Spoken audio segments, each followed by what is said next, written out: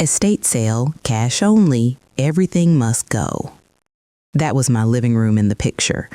My mother's quilt was tagged for $10, and my son's phone number was printed at the bottom. I was still in a hospital gown, breathing through a plastic tube when I saw it. 2 days earlier, I'd collapsed over a pot of chicken and dumplings and woke up in a hospital bed with pneumonia and a signature I didn't remember writing. They said it was just paperwork, hospital forms. But it wasn't. It was a power of attorney that gave my son control of every dollar I ever saved and every piece of my life I built in this house.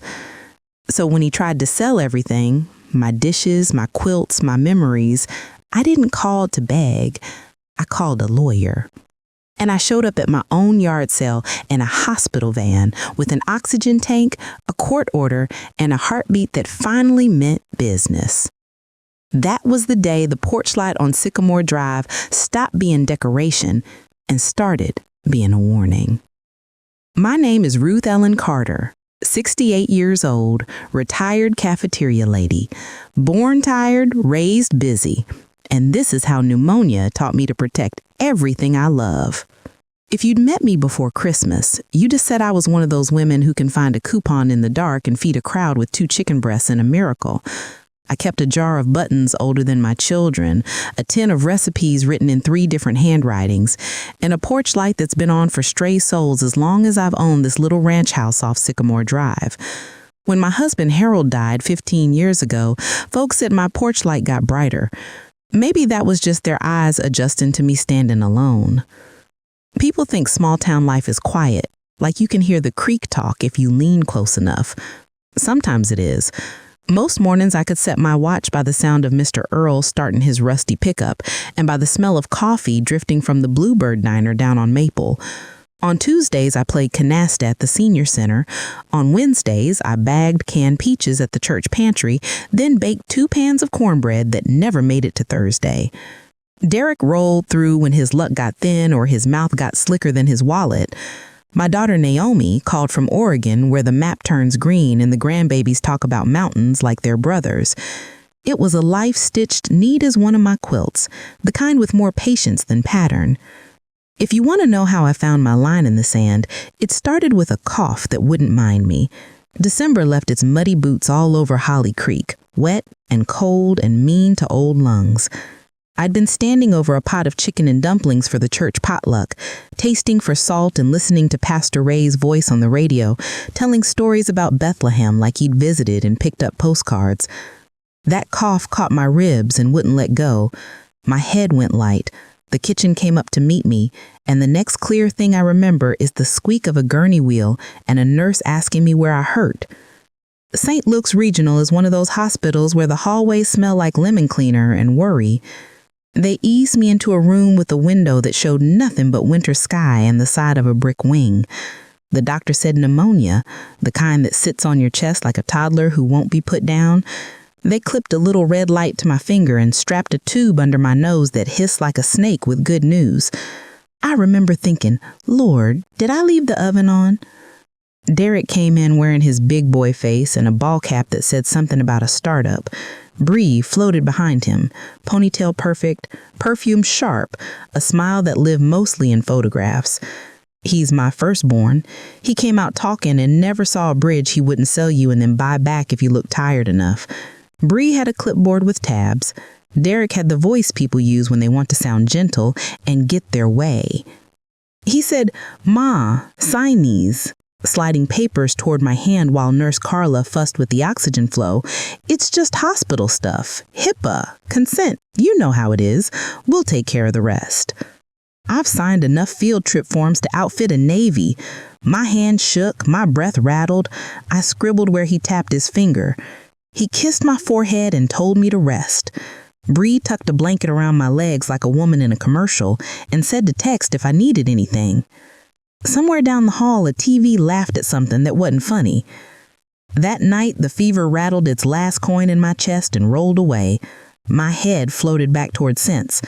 That's when I noticed Nurse Carla Benitez's eyes. Steady, kind, the eyes of a woman who has seen more midnight truths than daylight lies.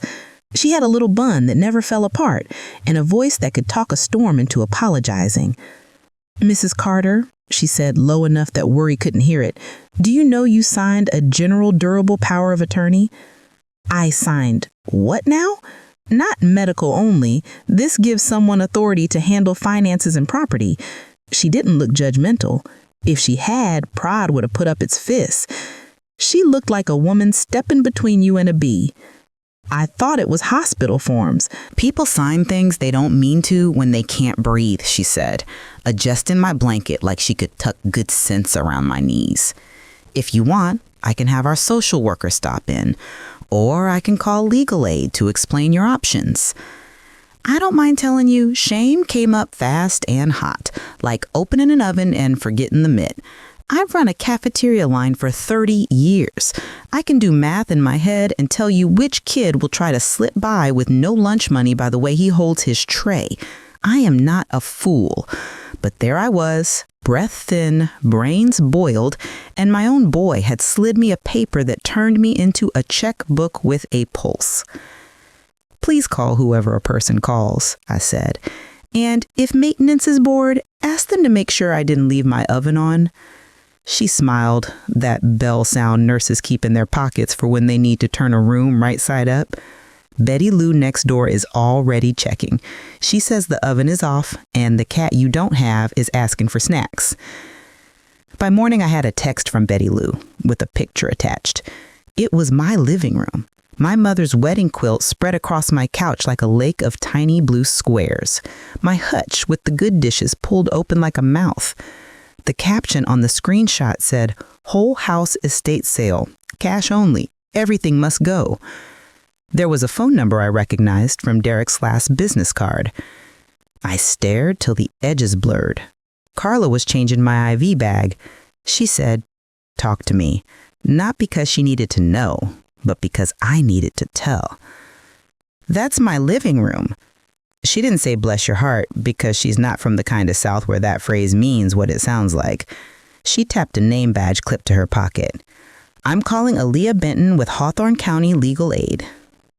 Aaliyah showed up with a tote bag and a walk that said she had gone to more than one courthouse without a coat and lived to tell about it. She wore a gray blazer and the kind of shoes that look like they can outrun foolishness. She introduced herself like a neighbor and sat so I didn't have to crane my neck.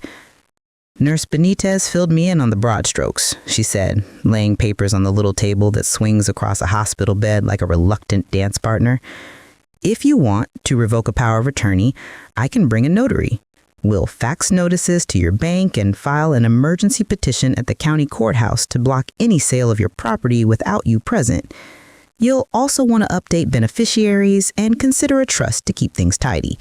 But first, do you want this? I liked her for the question. People forget to ask the person in the bed what they want. I want my life back, I said, and I'd like to breathe without scaring the Baptists. We moved fast. She stepped out and came back with a notary whose stamp sounded like a gavel made small enough to live in a purse. Carla and a young tech named Andrea witnessed, because hospitals are good at two things, keeping you alive and providing people who see everything. I signed the revocation. We faxed the banks a notice to freeze activity until I could stand in front of a teller and look like myself. Aaliyah called the courthouse, and by some mercy, there was a clerk on duty who still believed in the dignity of ink. Paperwork is slow when you need it and fast when you don't. But that day, the stamps thumped like God was drumming along. Around lunch, Derek called, sugar in his voice the way wasps look like flowers when you're not wearing glasses. Hey, Ma, how you feeling? Bree's making lists to help you downsize. Houses are hot right now. We can tuck that money away for your golden years. Golden? I coughed a laugh. My years have been mostly aluminum foil and Tupperware lids, but I like my house. It fits. Don't stress, he said. Bree's cousin Mindy sells real estate. She's going to pop by at 11 to peek around. Nothing formal. Rest. We've got everything. I put the phone down like it was a creature that might bite if you pet it wrong. Aaliyah raised an eyebrow. I nodded. I said, file whatever you can file, and bring me a pen that doesn't skip. 2 days later, the sale morning dawned with a blue sky that looked innocent and a wind that didn't know what it was about to stir. Word travels fast in towns where everybody knows which mailbox belongs to which pair of hands. By 8 o'clock, my yard had sprouted lawn chairs and pickup trucks and folks with eyes like raccoons in a corn patch. Bree stood behind a folding table with a shoebox labeled cash. Derek blocked the doorway like a bouncer. A man in a camo jacket thumped my cedar chest like he was testing a melon. A woman from down the street fingered my mother's apron like she was touching a ghost. At 8:20, a county deputy pulled up, lights off, hat on. I rolled up behind him in a hospital transport van that smelled like bleach and miracles. My oxygen hissed under my nose. Carla sat next to me because some angels wear scrubs and know the right extension numbers to dial. Aaliyah followed in a little blue car with a file of Future and an envelope fat with stamps. Derek's mouth fell open like he'd forgotten how to catch his own breath. "Ma, you're supposed to be resting." "I'll rest when you stop selling my life by the pound," I said, stepping onto my own grass. You wouldn't think grass can feel like a baptism, but that day it did. The deputy's voice came out with the slow certainty of men who have separated cousins in parking lots. "Sale's over, folks. Owner's here. Court order says so." Bree leaned across her shoebox. "You're confused, Ruth. The doctor said I had pneumonia, not stupidity," I said. "Judge Randolph said enjoined. You can look it up." You could feel the neighborhood conscience shifting, the way a crowd remembers it has names and house keys. People murmured. Somebody said, "Well, I never," which is a lie folks tell when they've done worse. I walked straight to the couch and picked up my mother's quilt. My hand shook like an old screen door in a storm, but those little blue squares were steady as the day Mom stitched them. I folded it into my arms. Sometimes the heaviest thing you lift in a day is your own history. Derek tried his voice one more time. "Ma, you signed over authority. We were just..." And I revoked it with a notary and 2 witnesses and a lawyer who knows the difference between help and take. "Sit down, son, before you fall down." He didn't sit. He paced a groove into the rug my friend Lila braided out of dresses from the 80s. "You're being manipulated." I looked over my shoulder at Aaliyah and Carla. "I'm being supported," I said. "That's the word you mean." By noon, my living room had emptied of strangers and filled with the kind of quiet that isn't empty. It's clean.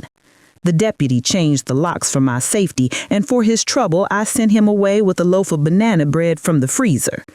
Aaliyah set a thick folder on my kitchen table. We moved my accounts to a new bank, added beneficiaries who earn Sunday dinners, and wrote a medical power of attorney that requires 2 doctors to agree before anybody gets to sign my name when I'm not myself. She drafted a revocable living trust that holds my house like a mother holds a newborn, close, careful, ready to grow. We added a non-contest clause because I have lived long enough to know that not all apologies come in time. Derek stood in the doorway, jaw hard enough to crack pecans. "You'll regret this," he said, which is what boys say when the world doesn't rearrange itself around their needs. "I regret a lot of things," I answered. "Letting you treat me like an ATM is high on the list. That ends today." He left with Bree, who clutched her shoebox like a flotation device. The screen door did not slam, but it wanted to. Recovery is not a straight line. It's a parking lot full of carts left in the wrong place.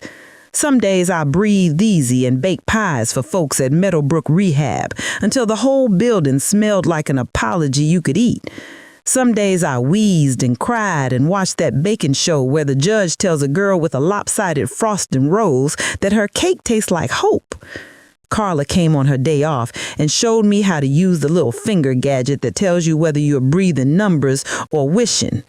Pastor Ray brought communion in a tiny cup and jokes older than I am. Betty Lou kept my pansies alive like she was guarding a secret. 3 weeks later, a thick envelope landed in my mailbox like a dare. In the probate court of Hawthorne County, petition for emergency guardianship. Derek had filed it the day after the sale that was not, claiming I was incompetent and prone to financial endangerment. He attached screenshots of bank balances and a photograph of me in a hospital gown with my hair doing what hair does when you're not trying to impress anybody. Aaliyah read it and smiled her thin, sharp smile. Court date's Friday. I'm up for biscuits and justice, I said. I'll bring both. Friday morning, we parked under the live oaks behind the county courthouse. Inside smelled like floor polish and government. Men in belts with too many keys walked like they belonged everywhere. Women in sensible shoes moved with purpose. We went through a metal detector that beeped at my knitting needles. In courtroom 2, the judge looked over his glasses like every algebra teacher who ever loved a kid who couldn't find X but tried.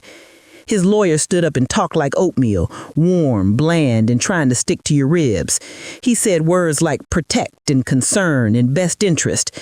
He sounded almost kind enough to be dangerous. Derek sat next to him with his hands folded like he was auditioning for Good Son. Aaliyah rose like tide. Your Honor, Mrs. Carter's capacity evaluation is in your file. She has pneumonia. She does not have diminished capacity. The previous power of attorney was revoked properly. My client's accounts are secure. The only behavior that suggests financial endangerment is the petitioner's attempt to sell the respondent's property without consent. Judge Randolph turned his eyes on me. Mrs. Carter, do you feel able to manage your affairs? I stood. My palms sweated into my church gloves, the white ones I keep in the pocket of my black coat for weddings and funerals and days when dignity needs help. Yes, sir, I said, and I'll accept help that doesn't come with a leash. He almost smiled. Judges aren't supposed to show it, but sometimes their cheeks don't get the memo. His gavel tapped twice like knuckles on a familiar door. Petition denied. In the hallway by the soda machine, Derek stood with his shoulders inching up, the way boys do when they expect to be hit by truth. The coin return was jammed, like always. I put 2 quarters in, pressed the root beer button, and handed him the can. Ma, he said, voice soft with a crack in it. I'm only trying to... I know what you were trying, I said, because I've learned that if you don't name a thing, it moves into your guest room. I love you, and my love does not come with a PIN number. When you want advice, ask. When you want money, don't. He stared at the can like it could explain me. He nodded and didn't nod and was 22 again for a moment when tears come in and out like pigeons at a park, not like weather that settles in. Then he walked away slow, which is what repentance looks like before it figures out how to stand. Spring came to Holly Creek slow and blue. Bluebirds, blue hydrangeas, the blue ribbons we tied to the folding chairs in the room off the senior center that used to be for line dancing before knees quit. On the first Tuesday, we opened the Porch Light Club. 3 women wandered in like they'd heard a rumor and didn't want to admit they hoped it was true. A widow with a bank statement she couldn't read without feeling stupid. A man whose daughter kept helping by moving bills to her address.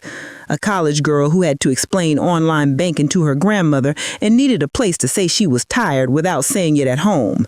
We drank coffee that tasted like salvation if you put enough powdered creamer in it. We ate lemon bars.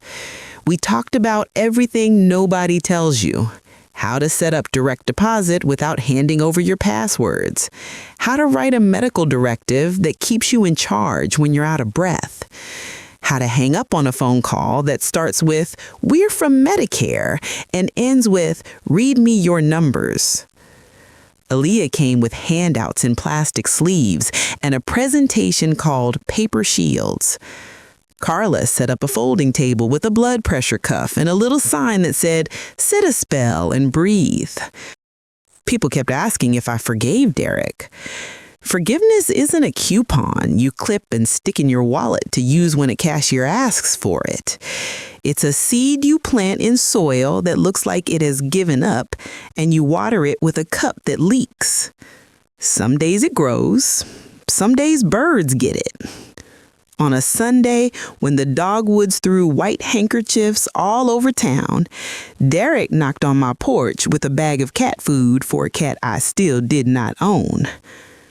Breed laughed. he said, eyes swollen to the size of bad decisions. And I'm sorry, Ma. I got scared. You keep getting older, and I thought if I held the paper, I could hold the world still. I put on coffee and thawed cinnamon rolls because grace is easier on a full stomach. We sat at my old Formica table with the silver stars. He told me about arguments that started as budgeting and ended as blame. I told him where my trust would go. Some to Naomi's kids for books, some to the Porch Light Club for printer ink and lemon bars, and a part-time counselor. A good chunk to the library to build a room with computers and a volunteer who can sit with folks and translate online forms into human. I told him I was willing to open my books and teach him what I know, invite him into the work of keeping me, but not turn over my keys. He nodded. He wept into a paper napkin and then got up and washed the coffee mugs without being asked. That felt like revival, the small town kind that doesn't require a tent. I wish I could tell you Derek changed overnight. He did not.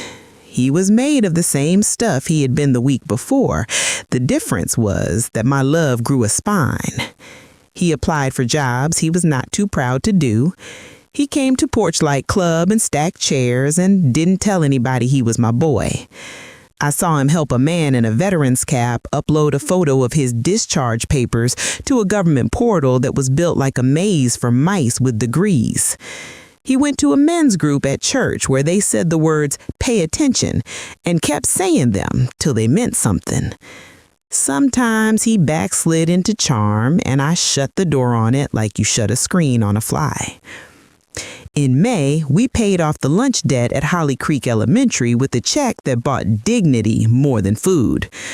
I wrote "from one train liner to another" on the memo line because jokes are how we tell the truth kindly. The cafeteria manager texted me a picture of a kid smiling with his milk carton, his front tooth gone, and his future shining through the space. The day we painted the Porch Light Club sign, we chose yellow, bright as hope.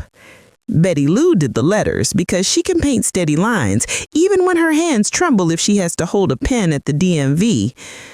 Pastor Ray breathed too close to the wet paint and got swatted by Carla, which is the closest thing to slapstick our town sees anymore.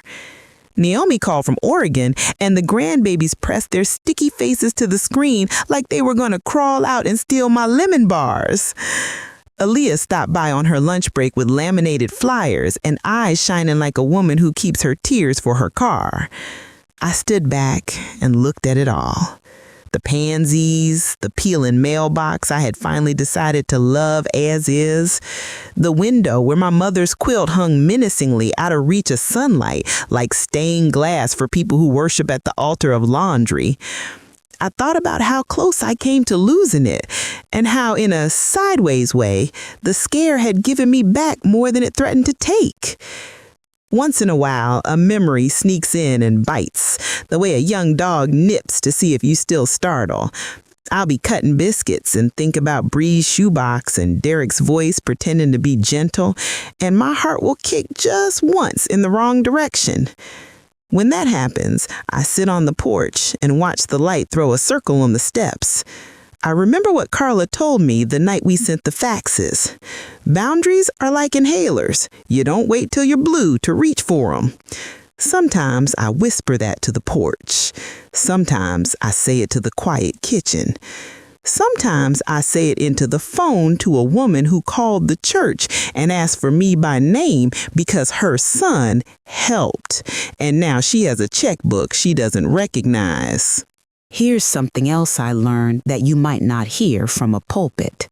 It's not unchristian to say no. Jesus multiplied loaves and fishes because it fed people. He did not hand Judas the treasury keys because Judas looked tired. If that offends anybody, they are welcome to bring me a casserole, and we will talk on my porch until we find the place where scripture and common sense shake hands. In July, a little ceremony happened at the library. We cut a ribbon for the Ruth E. Carter Resource Room because the board insisted, and I didn't argue. It has computers for folks who only own phones, a printer that doesn't jam on government websites, and volunteers on Tuesdays who will read the fine print without making you feel small. The kids section is across the hall, and sometimes I sit in the doorway and watch a child lose himself in a book while his grandma meets with Alia about a deed she didn't understand. That's church without pews, if you ask me. Derek comes by on Thursdays with a bag of groceries he bought himself. He puts them away without commentary. Some nights he sits on the steps and we watch the street like it's a show. He tells me about the job he got at the parts warehouse and the manager who doesn't yell. And I tell him about the widow who brought in a grocery sack full of mail and left with a binder organized by months and a back that looked straighter. We don't talk about Bree unless he wants to, and he mostly doesn't. He'll get to his own porch light when he's ready. Naomi and the kids flew in August. We went to the Bluebird Diner and ordered pancakes the size of mailbox lids. The waitress called me baby the way only a 40-year-old woman can call a 68-year-old woman baby and mean respect. The grandbabies ran sticky hands along the glass case of pies, and Naomi apologized to the pies, which made us all laugh. On the way home, we drove by the senior center, and Naomi said she wished she had something like the Porch Light Club out where she lives. I told her to start one in the church basement. She said she didn't know how. I said, find a room with bad coffee and good light. The rest will come. She rolled her eyes and said, you always make it sound simple, which is a kind of compliment if you tilt your head. Sometimes, late, I get a call that starts with, I'm sorry to bother you. The voice belongs to a cousin of a woman I met, or a neighbor of a man who wasn't ready to come to a meeting, or a deacon who hates paper and loves the people who drown in it. I put on a pot of coffee that would make a barista faint. I find my reading glasses, the ones with rhinestones. I sit at the kitchen table where I've prayed over spelling tests and casseroles, and I listen. Then I tell them what Carla told me, what Alia wrote down, what Judge Randolph made official. I tell them how to write their own names on their own lives. I used to think golden years was a lie somebody put on a greeting card. Now I think of them like porch lights, steady, particular, lit on purpose. You keep one on for yourself so you can see your own steps. You keep one on for the people who are worth opening the door to. And when someone tries to unscrew the bulb and sell it, you get a ladder, you get a friend, you screw it right back in. Then you sit a spell. Then you breathe. If you are listening to this in a little kitchen somewhere between a county courthouse and a grocery store that sells more lottery tickets than lettuce, here is your sign. Learn your papers. Put your name on your life. Call your bank and ask a dumb question out loud so it stops being dumb. Make a list of the people who have a key to your house and ask yourself if you want them to. Teach your love to stand up straight. If somebody calls you selfish, let them. You can't pour coffee from an empty pot, and you can't be generous if you're being robbed. I'm here. The coffee is hot and the biscuits are ready.